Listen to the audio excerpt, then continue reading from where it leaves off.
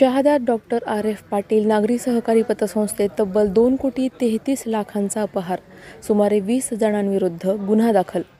नंदुरबार जिल्ह्यातील शहादा येथील doctor RF Patil नागरी सहकारी पतसंस्था मर्यादितमध्ये तब्बल 2,33,87,586 रुपयांचा अपहार झाल्याचा गंभीर प्रकार उघडकीस आला असून या प्रकरणी तत्कालीन संचालक मंडळ व्यवस्थापन तसेच धुळे व नंदुरबार येथील प्रमाणित लेखा परीक्षकांसह सुमारे 20 संशयितांविरोधात शहादा पोलीस ठाण्यात गुन्हा दाखल करण्यात आला आहे.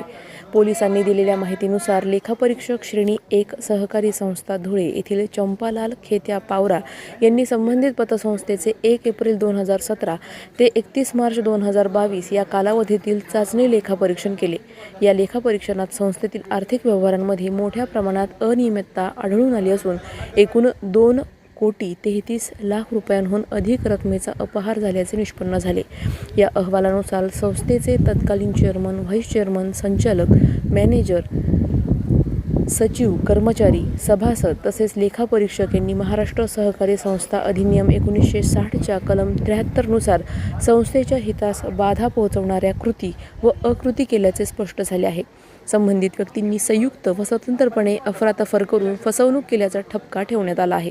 या प्रकरणी लेखापरीक्षक चंपालाल पावरा यांच्या फिर्यादीवरून तत्कालीन chairman Ramdas Hari Patil, vice chairman Bhaskar Shyamji Patil, संचालकांसह व्यवस्थापनातील अधिकारी, कर्मचारी तसेच धुळे व नंदुरबार येथील प्रमाणित लेखापरीक्षकांविरोधात भारतीय दंडविधान कलम 420, 403, 406, 409, 418, 465, 467, 468, 471, 471 अ, 120 ब अन्वये गुन्हा नोंदवण्यात आला आहे.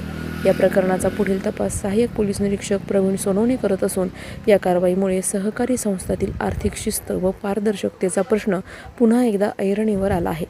शहादा परिसरात या घटनेची जोरदार चर्चा सुरू असून दोषींवर कठोर कारवाईची मागणी होत आहे. सलाउद्दीन लोहार, नंदुरबार, न्यूज 24. अशाच घडामोडींचा आढावा घेण्यासाठी आजच आपल्या YouTube चॅनलला सबस्क्राईब करा.